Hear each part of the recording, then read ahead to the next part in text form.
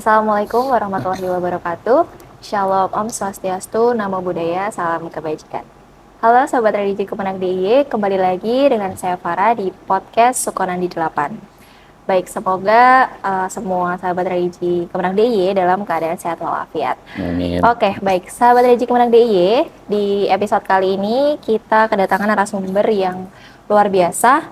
Beliau merupakan Ketua Tim Kelembagaan dan Sistem Informasi Bidang Urusan Agama Islam Kanwil Kementerian Agama Daerah Istimewa Yogyakarta, yaitu Bapak Haji Ahmad Fauzi SAG MSI. Baik, Sobat Haji, mari kita sapa bersama-sama. Halo Bapak. Halo Mbak Farah. Bagaimana Bapak kabarnya? Alhamdulillah sehat walafiat. Alhamdulillah, Baik. luar biasa. Terima kasih Bapak Fauzi sudah meluangkan waktunya untuk berbincang ya nanti bersama Sobat Religi Kemenang DIY. Iya. Baik, Sobat Religi Kemenang DIY, untuk episode podcast kali ini kita mengangkat tema mengenal Rosdul Kiblat. Jadi manfaatnya apa saja seperti itu. Dan Kementerian Agama kali ini kembali mengajak masyarakat untuk mengikuti gerakan nasional Indonesia Berkiblat melalui Rosdul Kiblat. Nah, maka dari itu sebenarnya apa sih Bapak Rosdul Kiblat dan juga mengapa Rosdul Kiblat ini penting untuk diketahui oleh masyarakat? Silahkan Bapak. Ya, baik. Saya sapa dulu. Ya. Sahabat religi Kemenang DIY ya. Betul, Pak. Assalamualaikum warahmatullahi wabarakatuh. Waalaikumsalam. Bismillah, alhamdulillah, wassyukurillah, wassalatu wassalamu ala rasulillah, wa ala alihi wa ashabihi wa mawalah wa ba'dah. Baik, Rosdul Kiblat. Ya, benar Mbak Farah, Rosdul Kiblat yang setiap tahun sudah sering kita lakukan, kita sampaikan ke masyarakat. Nah, tahun ini kita coba lebih besar lagi melalui gerakan nasional Indonesia Berkiblat. Alhamdulillah sudah berjalan dan di DIY juga sudah berjalan. Rosdul Kiblat dalam konteks ini berarti observasi ya, atau pengamatan atau pelurusan arah kiblat. Nah, dalam arti istilah Rosdul Kiblat itu peristiwa alam ya, fenomena astronomi saat matahari pas berada di atas Ka'bah di Masjidil Haram Mekah sana, sehingga dimanapun benda yang terkena bayang-bayang matahari itu pasti bayang-bayangnya mengarah ke kiblat secara presisi, mengarah ke Ka'bah secara presisi. Gitu Mbak Farah, pengertian singkatnya begitu. Oke Bapak. Nah, fenomena Rosdul Kiblat ini hanya terjadi pada waktu tertentu ya Pak berarti? Betul. Setiap tahunnya? Iya. Bagaimana? Setiap tahun Rosdul Kiblat atau fenomena astronomi saat matahari persis di atas Ka'bah itu terjadi 2 kali dalam setahun. Oh, 2 kali dalam setahun. Jadi tidak setiap saat ya. Oke. 2 kali dalam setahun. Yang pertama di bulan Mei, tanggal 27 dan 28. Kemudian yang akan datang ini insya Allah tanggal 16 dan 17 Juli. 16 Jadi dan 17 ya Pak ini ya? tanggal 9 ya. Ini tanggal 7. Oh, maaf. Hah? 7 Pak. Tanggal 7 ya? Iya. Tanggal 7 Juli. Ya, tanggal 7. Iya.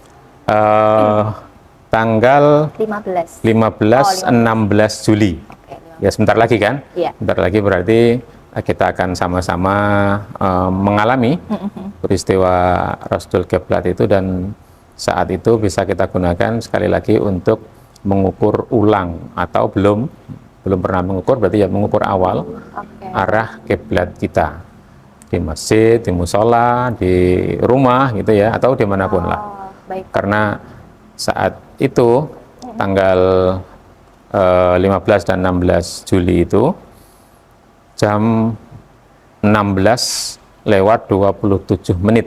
Oke. Jadi ya diusahakan harus pas jam itu, Tepat tidak ya, hanya tanggal 15 dan 16 Julinya, tapi jamnya juga. Jamnya jam 16:27.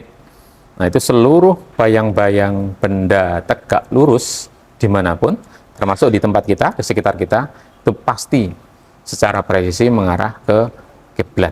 Oke, berarti 16:27 waktu Indonesia Waktu Barat. Indonesia Barat, ya. Jadi untuk sobat Waktu Reji kita, yang ya. Yang di luar WIB bisa di luar menyesuaikan WIB ya tentu menyesuaikan. ya, baik. Baik, Pak. Selanjutnya nih, Pak. Kalau kenapa sih masyarakat itu menentukan arah kiblat ini pakai fenomena matahari itu tadi, Ya, Pak? karena ya inilah maha kuasanya Allah Subhanahu wa taala ya, sudah menyiapkan sedemikian mudahnya kalau mengukur arah kiblat secara presisi di luar saat Rasul kiblat itu tentu tidak semua orang bisa, karena harus memakai alat ya, dan alatnya juga kalau mau secara presisi itu tidak murah gitu. Iya. Ada teodolit misalnya ya, kemudian kompas yang tidak sembarang kompas gitu, kompas yang memang untuk mengukur arah kiblat secara presisi itu harganya mahal. Nah, saat Rasul kiblat besok itu sangat mudah sekali. Tanpa alat sekalipun, kita hanya butuh bayang-bayang itu dengan menegakkan benda apapun yang bisa tegak lurus gitu. Atau secara langsung kita juga bisa menggunakan bayang-bayang pintu misalnya, kemudian jendela yang mengarah ke barat ya, karena saat jam 4:27 itu kan pasti matahari ada di sebelah barat, serong ke utara ya. Itu jadi sangat mudah, murah. Dengan alat yang super canggih. Alatnya ya matahari itu. Alami. Iya, sangat-sangat murah. Maka tentu ya jangan disia-siakan kesempatan ini yang hanya 2 kali dalam setahun itu, gunakan untuk mengukur arah kiblat rumah kita lah minimal. Syukur kalau bisa juga untuk teman-teman yang dekat dengan masjid gitu, musola, untuk mengukur arah kiblat masjid atau musolanya. Baik, Bapak. Nah, selanjutnya Bapak, jadi tadi kan Bapak menyampaikan bahwa setiap tahun itu ada 2 kali ya Pak ya? 2 kali dalam setahun. Mengapa nih Kementerian Agama itu memberikan kampanye ya untuk masyarakat untuk mengikuti gerakan nasional Rosdul Kiblat ini di setiap tahunnya begitu Pak? Itu mengapa tuh? Iya betul. Tahun lalu kita juga sudah mengadakan gerakan seperti ini, dan alhamdulillah tahun lalu itu lumayan antusias masyarakat mengikuti. Nah, tahun ini kita coba lagi dengan kuantitas yang lebih banyak. Mudah-mudahan juga diikuti dengan kualitas ya. Yaitu karena memang sangat mudah mengukurnya itu, dan kita harus juga mengetahui menghadap kiblat secara tepat, ya, secara baik itu kan bagian dari ibadah ya. Bahkan menjadi syarat sahnya sholat. Nah, tentu kita mencoba untuk memperbaiki kualitas ibadah kita dengan semaksimal mungkin ya, antara lain dengan meluruskan arah kiblat sholat kita dengan cara yang sangat mudah, yakni saat Rosdul kiblat itu. Jadi alhamdulillah ya, kita sudah menggunakan berbagai kanal, berbagai cara untuk kembali mengajak masyarakat untuk menggunakan momen Rosdul kiblat ini. Pak. Lalu Bapak, untuk gerakan ini itu apakah ada hubungannya dengan rangkaian Peaceful Muharram 1448 Hijriah? Iya, benar-benar. Kementerian Agama memang membuat acara yang lumayan besar ya, yang tentu kita harapkan bersama program nasional yang lumayan besar ini, yang sangat besar ini berdampak bagi masyarakat. Antara lain gerakan Peaceful Muharram dalam rangka untuk menyambut tahun baru Muharram 1448 Hijriah ini. Kita kan sudah masuk bulan Muharram nih ya. Itu rangkaiannya lumayan banyak. Ada bersih-bersih masjid, ada santunan anak yatim, santunan disabilitas, kemudian hafalan 100.000, salah satunya ini gerakan Indonesia Berkiblat melalui Rosdul Kiblat ini. Jadi Rosdul Kiblat ini bagian dari rangkaian kegiatan Peaceful Muharram secara keseluruhan. Payungnya di Peaceful Muharram itu salah satu kegiatannya adalah Rosdul Kiblat. Baik, luar biasa sekali. Jadi Rosdul Kiblat ini bukan hanya fenomena matahari biasa Betul, ya Pak, iya, iya. tapi punya nilai ibadah sekaligus ada nilai ilmiahnya juga. Tentu, Seperti tentu. itu. Baik, Sobat Reji Kemenang DIY, kita akan lanjut ke sesi Hmm. selanjutnya, namun kita tunggu pesan-pesan berikut ini.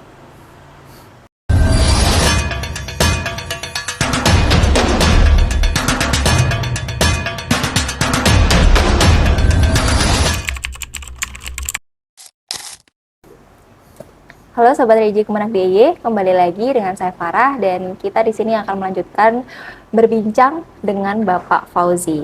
Baik Bapak, Ya. seperti yang sudah saya katakan ya Pak sebelumnya, jadi sebenarnya Rosdul Kiblat ini tidak hanya fenomena matahari biasa, Ya, ya. tetapi ada juga nilai ibadah dan juga nilai ilmiahnya. Betul, Nah, ya. boleh diberitahu tidak Pak kepada Sobat Religi sebenarnya nilai ibadah dan juga nilai ilmiahnya itu Oke. seperti apa sih? Ya. Gitu.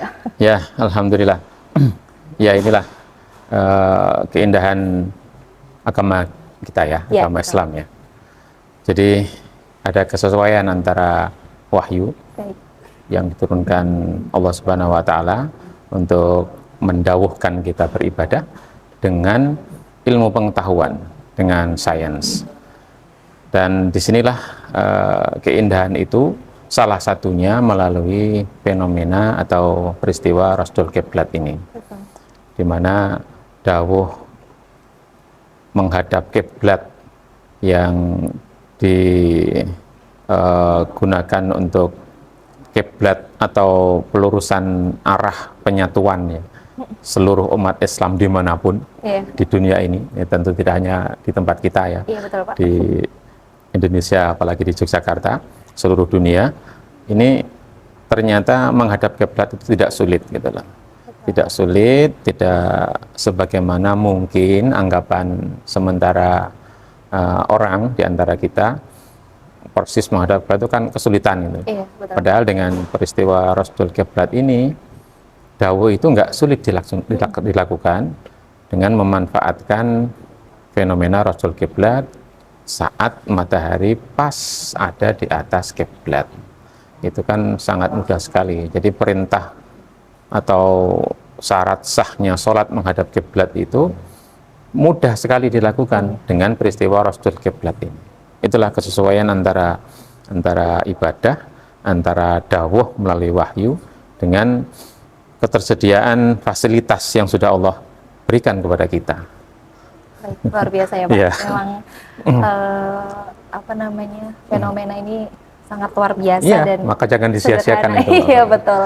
Begitu ya Sobat Reji. Baik Bapak, kita akan lanjut berbicara tentang Rosdul Kiblat ini sendiri. Nah, kira-kira apa saja sih Pak alat yang perlu disiapkan nih oleh masyarakat terkait dengan fenomena Rosdul Kiblat ini? Ya, ya berbeda dengan mengukur kiblat di luar Rosdul Kiblat Iya. ya. Kita butuh teodolit, butuh kompas dan macam-macam itu. Saat Rosdul Kiblat ini kita tidak perlu membawa alat-alat canggih karena sudah ada matahari itu Iya. yang super canggih alatnya yang sudah Allah sediakan untuk kita semua. Kita hanya butuh alat tongkat sajalah, Oh, baik. tongkat atau apa yang bisa tegak lurus itu, pralon Pralon. itu kan lurus kan, pralon itu tegak lurus ya, Iya. itu ditegak luruskan aja. Oh, baik. Tata caranya. Kemudian ada juga yang menganjurkan untuk benang ya, tapi benang itu kecil memang. Betul. Benang ditalini bandul gitu, apa batu atau apa gitu, itu kan pasti tegak lurus itu. Iya.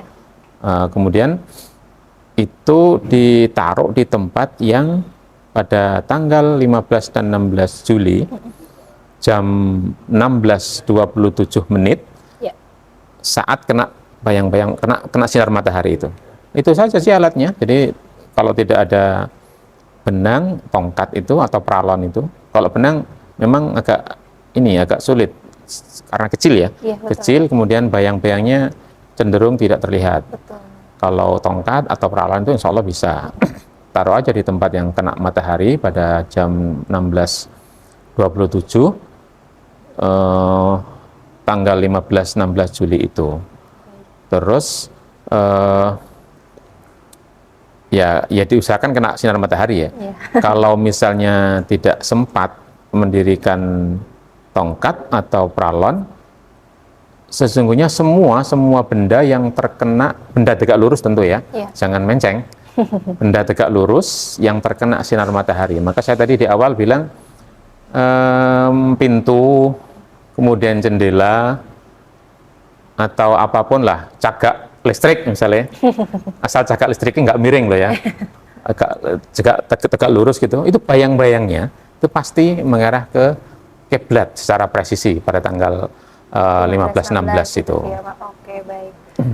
Jadi Sobat Regi jangan lupa menyiapkan barang tegak lurus ya Pak. Betul, ya. Jadi usahakan persiapannya itu jangan ya, karena yang waktu presisi itu persis jam 16.27, Iya.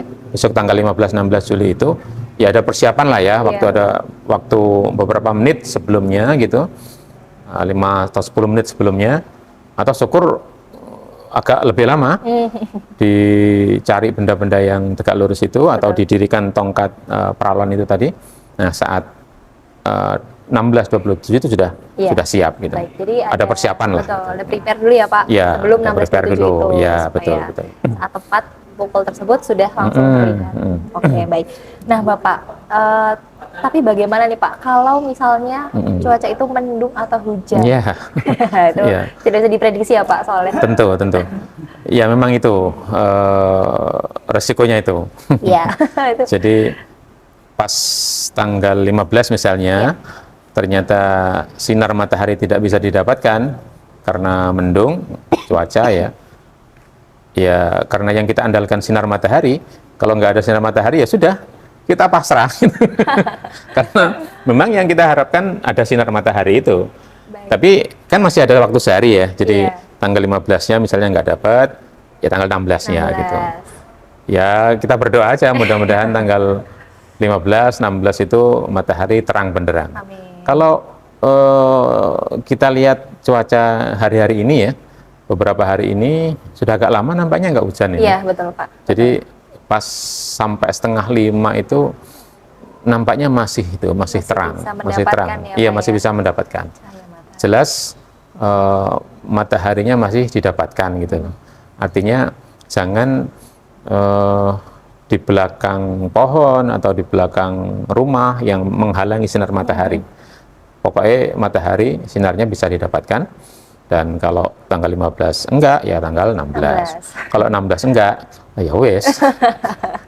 Baik, kita berdoa semoga ini apa Ya kita berdoa aja mudah-mudahan terang benderang. Cuacanya mendukung. Insya Allah Betul. ya kalau kita lihat hari-hari ini nampaknya Iya, terang sih. Betul. Baik. Bapak, nah untuk crossdul ini itu bisa dilakukan di rumah, lalu masjid. Nah, lalu bisa di mana lagi tuh Pak Iya, kalau iya. mengukurnya? Alhamdulillah masjid-masjid kita di DIY itu sudah banyak lah yang mengukur arah kiblat itu, walaupun selama ini yang kita ketahui pengukuran arah kiblat di masjid maupun mushola itu lebih banyak menggunakan alat, menggunakan teodolit, kompas dan sejenisnya itu. Menggunakan rasul kiblat memang agak jarang dilakukan oleh masjid dan mushola. Nah kesempatan besok ini baik masjid yang sudah pernah diukur, mushola yang pernah diukur maupun belum, itu tidak ada salahnya tetap menggunakan momen rasul kiblat ini untuk mengukur ulang. Jadi pokoknya seluruh tempat yang terkena sinar matahari saat rasul kiblat itu bisa di masjid kah, di mushola, di rumah, atau di manapun, karena menghadap kiblat itu bagian dari ibadah.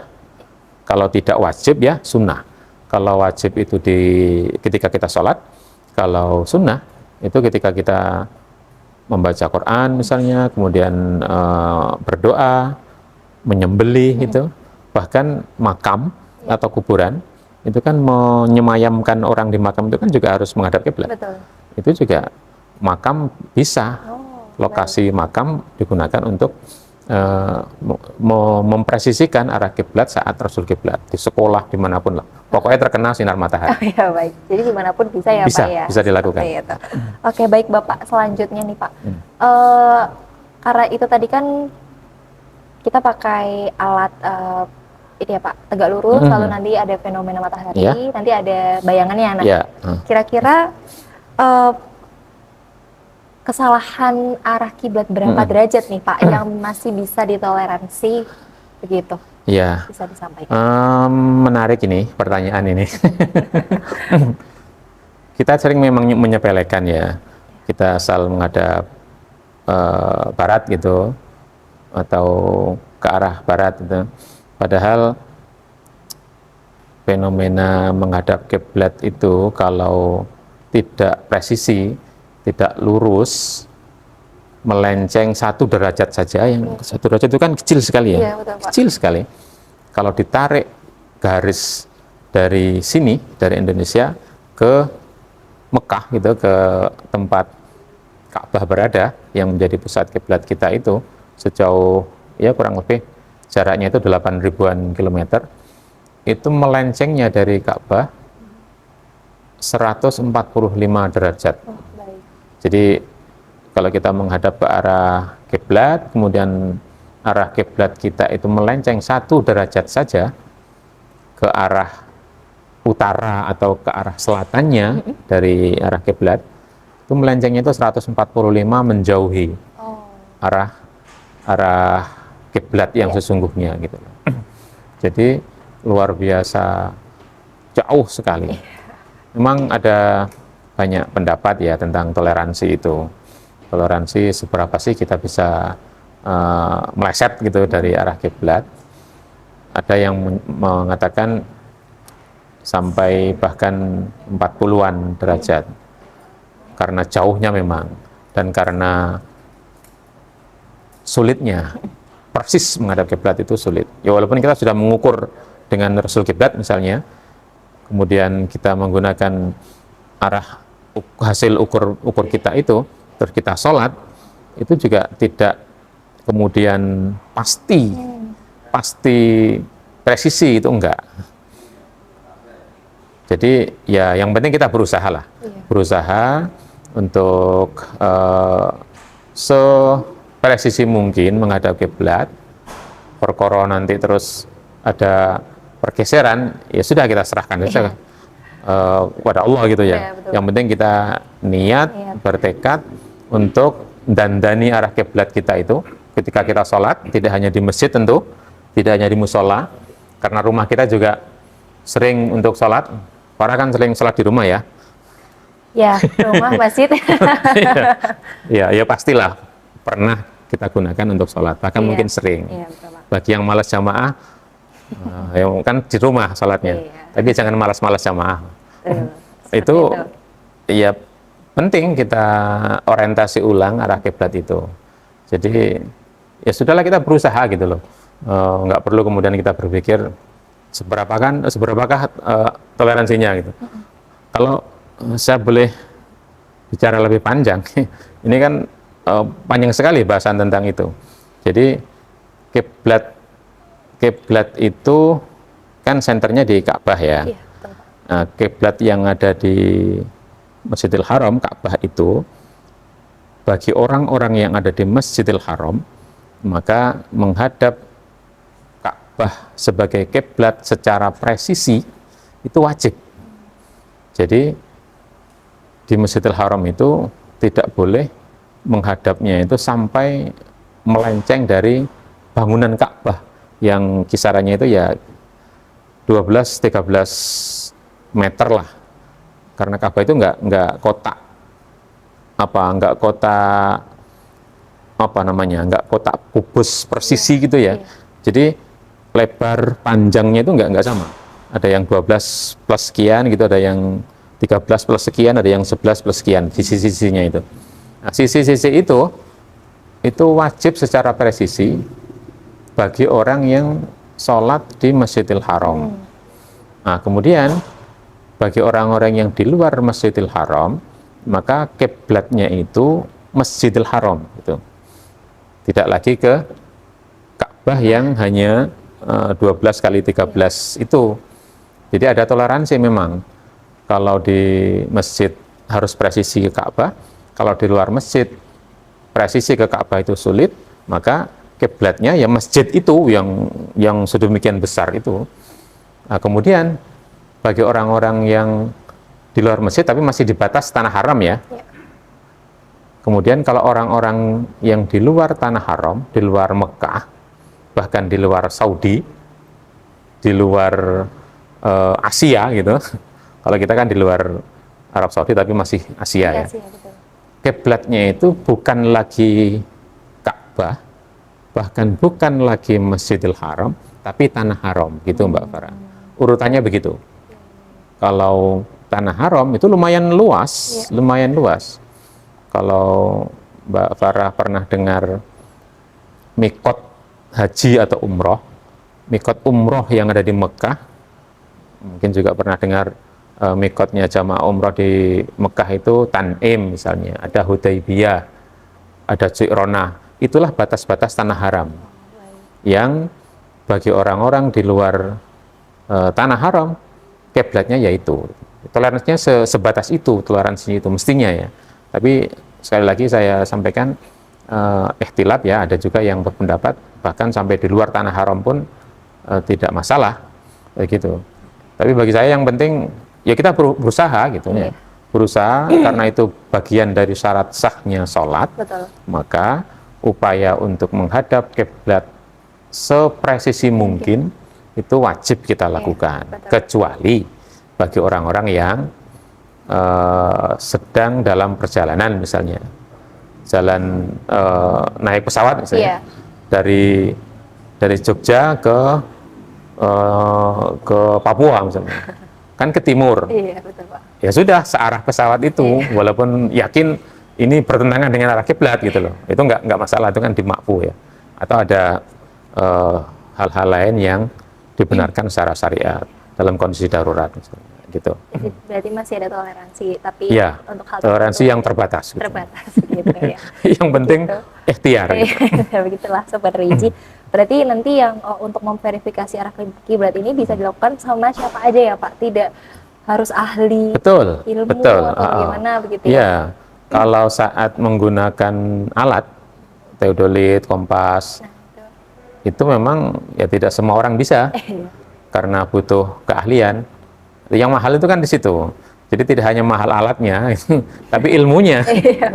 Tapi saat Rasul Kiblat itu siapapun tidak butuh ahli-ahli. Yang penting bisa melihat bayang-bayang matahari. Itu aja. Iya, baik. Kita Sobat Religi Kemenaktif. Maka dari itu nanti untuk Rasul Kiblat ini bisa dilakukan siapa saja tanpa harus menjadi ahli. Ya, nggak perlu ahli, nggak perlu alat. Betul. Tegak lurus, benda tegak lurus itu tadi sama bayang-bayang matahari. Betul sekali. Baik, selanjutnya Sobat Religi untuk perbincangan lebih lanjut dengan Bapak Fauzi, kita tunggu pesan-pesan berikut ini.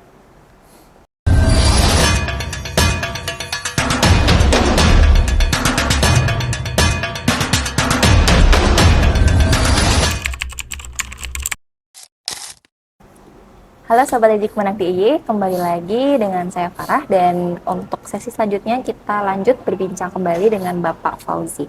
Baik, Bapak Fauzi, untuk tahun ini itu dalam skala nasional itu ada target untuk memverifikasinya berjumlah 1.448.000 dan juga untuk di DIY kurang lebih 38.400 ya. Baik.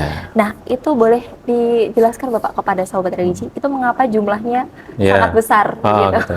Ya, selain jumlahnya sangat besar itu angka keramat kali ya. Baik.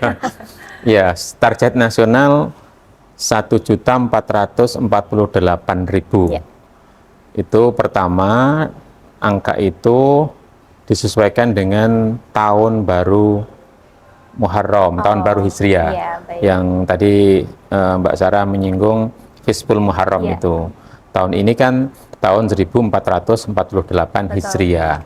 Nah, kalau 1448 Hijriah cuman skala ribuan itu kan terlalu sedikit itu. Betul. Maka kemudian ditambah 3 nolnya menjadi 1.448.000. Dan kebetulan angka ini kalau dibagi sejumlah penyuluh dan penghulu yang dimiliki oleh Kementerian Agama dalam skala nasional itu ya cukupan untuk memberikan amanah ke teman-teman penghulu dan penyuluh se-Indonesia mencapai target itu. Jadi kalau dibagi jumlah penyuluh dan penghulu se-Indonesia disesuaikan dengan target 1.448.000 itu, maka satu orang penyuluh atau satu orang penghulu itu mendapatkan amanah untuk ikut mengawal registrasi atau pendaftaran masyarakat yang ikut 50 orang. Jadi satu penyuluh atau satu penghulu diberi amanah mengawal registrasi masyarakat atau mendampingi pengukuran kiblat masyarakat 50, maka untuk di DIY target 38.400 titik itu juga begitu. Jumlah penghulu dan penyuluh di DIY dikalikan 50 itu ada 38.400 itu. Atau sebaliknya, jumlah 38.400 titik itu kalau dibagi 50, maka jumlahnya menunjukkan jumlah penghulu atau penyuluh yang ada di DIY. Gitu. Luar biasa, Pak. Berarti memang peran penyuluh dan penghulu ini sangat diharapkan juga ya, Pak ya? Sangat diharapkan. Walaupun kita mengajak semuanya ya, tentu bukan hanya penyuluh dan penghulu. Bahkan kita di rapat koordinasi kemarin sudah mengundang bapak-bapak kepala kantor Kementerian Agama kabupaten kota, kemudian kepala madrasah dan takmir masjid, dengan harapan nanti tentu kalau kepala madrasah ya mengajak keluarga madrasah termasuk anak-anak di madrasah aliyah ya terutama, begitu, biar target itu terpenuhi. Sesungguhnya target itu minimal walaupun nampaknya banyak gitu ya, mudah-mudahan tercapai lah. Baik, semoga dan insya Allah amin gitu ya Pak. Baik. Mudah-mudahan. Bapak Fauzi, mungkin ini terakhir ya Pak ya. Jadi Bapak boleh diberitahu nih tantangan mungkin Bapak atau Kemenak DIY sendiri menjelang pelaksanaan Rosdul Kiblat ini itu seperti apa, dan juga harapan Bapak atau nanti mewakili Kemenak DIY untuk pelaksanaan Rosdul Kiblat yang sebentar lagi dilaksanakan. Silakan Pak. Sesungguhnya tidak ada tantangan secara teknis ya. Karena sangat mudah, tidak diperlukan alat-alat canggih, cukup ada sinar matahari, kemudian ada bayang-bayang benda tegak lurus. Cuman ini tantangan itu sering kita temui pada masyarakat Muslim yang mohon maaf ya, dalam tanda petik sedikit abai dengan arah kiblat ini. Jadi sebagian saudara-saudara kita itu menganggap alah wis sing penting ngadep ulon gitu loh. Sing penting ngadep ulon. Terus tantangan juga bagi masjid, musola yang bangunannya sejak awal itu tidak presisi menghadap ke kiblat, agak miring ke arah selatan kiblat atau terlalu miring ke utara. Itu resisten biasanya. Kalau diukur ulang ternyata hasil pengukurannya beda dengan arah bangunan masjid atau musola, itu ya terus kemudian ada ungkapan mosok sholatnya selama ini rasah gitu karena melenceng gitu. Itu tantangan-tantangan seperti itu. Dan ya kita menjelaskan pelan-pelan ya, tentu tidak bisa serta-merta. Maka kalau memang ya mohon maaf ya, kalau ada sebagian dari saudara-saudara kita yang tidak mau, ya sudahlah, kita tidak perlu memaksa gitu. Yang mau-mau aja gitu. Karena itu bagian juga dari ikhtilaf yang wajib kita hormati. Itu Mbak Farah.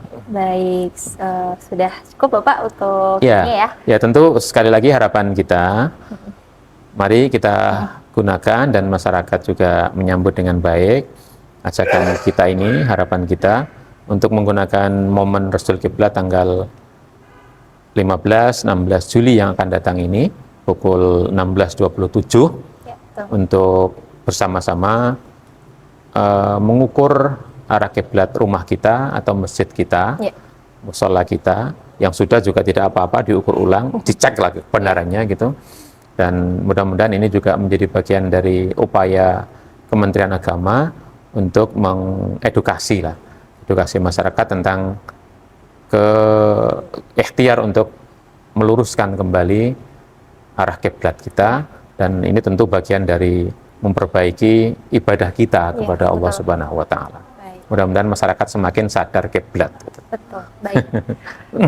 Begitu Bapak. Ya, terima kasih. Untuk Sobat Religi, kita ucapkan terima kasih Bapak kepada Bapak Fauzi Ya, selaku Ketua Tim Kelembagaan dan Sistem Informasi Bidang Urusan Agama Islam Kanwil Kemenak DIY sudah memberikan ilmu dan juga memberikan jawaban yang luar biasa begitu ya, Sobat Religi. Baik, Sobat Religi Kemenak DIY, jangan lupa jangan lewatkan momentum gerakan Nasional Indonesia Berkiblat melalui Rushdul Kiblat pada tanggal 15 dan juga 16 Juli tahun 2026 pukul 16:27 waktu Indonesia bagian Barat. Seperti itu. Jadi dengan kita hanya memanfaatkan bayangan matahari, kita sudah bisa menentukan arah kiblat, begitu ya, baik di rumah, masjid, dan juga sekolah mungkin ya, dan juga seluruh tempat yang terkena sinar matahari, begitu. Baik, Sobat Religi Kemenak DIY, saya Farah. Terima kasih dan sampai jumpa di podcast Sukonandi berikutnya. Wassalamualaikum warahmatullahi wabarakatuh.